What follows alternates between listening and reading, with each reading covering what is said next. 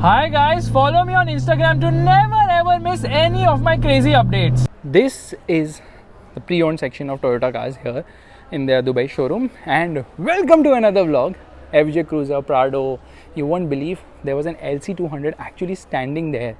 Yeah, an LC200, sorry, an LC300 was actually standing there.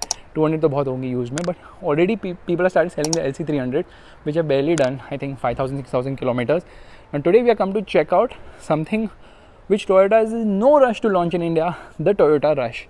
Because why will they launch this when they can easily go ahead and offer us a duplicate of the Maruti Vitara Brezza? This is a Toyota Rush. It's an absolutely chintu mintu gadi.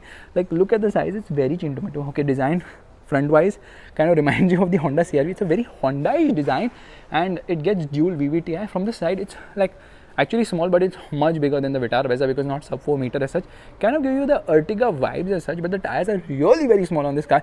In fact, the tire size, where is it? I keep hunting for the tire size because I'm just like impromptu with everything. 215/60 17s. Okay, so there's a request sensor on both the sides, which is actually a nice thing. And coming to the rear, kind of reminds you of the BRV.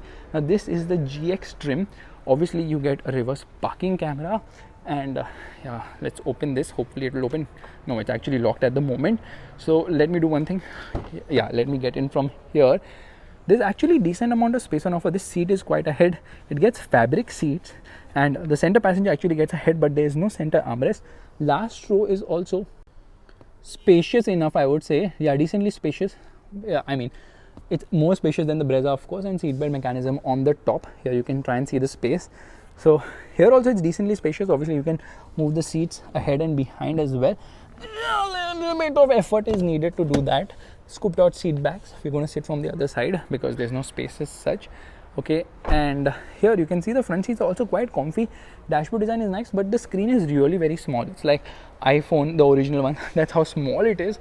Let's walk to the other side and let's get inside and sit straight away. Okay, here we go. Now you can recline this very easily. The press of a button, this actually reclines, and then you can see under thigh support is actually poor, but kids will be fine here, I believe. Yeah, they will not complain much about it. And I'm just going to recline this seat further because it's too upright, so you can recline it a lot. Like, that's a lot of recline. But under thigh support, I don't know why Toyota doesn't offer under thigh support. Really very poor. There's a 12-volt charging socket there, 3 cup holders in the center, and there's a magazine holder. No scooped out seat back, but headroom is kind of adequate. AC vents will remind you of the Ertiga again, and there's a handle to hold on to. Very complex seatbelt mechanism. I don't know what's going on there. And that is the dashboard design. Now the steering wheel actually feels kind of plain and basic, and no height adjustable seat belts. So this is a nice treatment which has been given. There's actually a proper cup holder on the top and obviously cup holders on the bottom, so kind of practical in that regard. And then I can show you the instrument cluster, which is kind of funky. Traction control button, lot of buttons, tire pressure monitor, again front door pockets also big enough. Seats seem comfortable, and there's a fire extinguisher here, and the mat, obviously, rather the carpet says Toyota Rush. Otherwise, I don't know, I might have thought this is actually a Range Rover. And the glove box is small. Quality levels are good, but hard plastics are on the top. They've given this leather along with chrome as well, and center console doesn't seem very busy. There's nothing on the center console. AC controls, and there's a 12-volt charging socket. What? It doesn't get a USB? It does get an engine start-stop button though. Yeah, there is a USB here. How can it not get a USB facility? It has to get. So what do you think about the design of the car? Okay, this is for audio control. This is to pick up a call. Dummy buttons right there. And there's a dead pedal as well, which is actually a nice feature to have. As an MPV or SUV, whatever they want to call it, I mean, it seems kind of fine to me. It's not like nothing spectacular, to be honest. Why am I closing the door? Let me try and open the boot. How do we open the boot?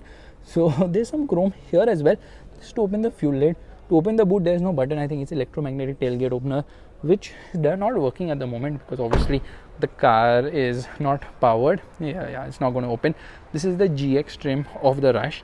I honestly feel Toyota should launch this in India rather than rebadging the Ertiga, because they are on a rebadging spree. They've already rebadged a few cars like the Baleno as well as the Vitara Brezza, and now they're heading for the Ciaz as well. Now these are pre-owned Fortuners. You won't believe the price of these pre-owned Fortuners. This is around 19 lakh rupees. okay, 19 lakh rupees. And if I read the specs, you will be completely shocked of the affordability of cars here. This is a 2.7 liter petrol engine. This is done 51,000 kilometers. This is a 2019 model car, and you're getting it for around 18 lakhs. Actually, the new Fortuner comes between 24 to 32 lakh rupees. So Fortuner actually flies here from the showroom, of course. Again, very popular car, just like in India, because a lot of Indians come to Dubai and then buy Fortuners itself. Now, this is already sold, so it says reserved. I can't tell you the price. This Yaris is around 10 lakh rupees, and no introduction needed for the Yaris, because nobody really knows and really nobody really cares about the Yaris. This Prado is sold. There's another one of this Prado. Now, this one is priced around 28 lakh rupees. This Prado is another Fortuner sold. There's a Camry which is priced at around 22 lakh rupees.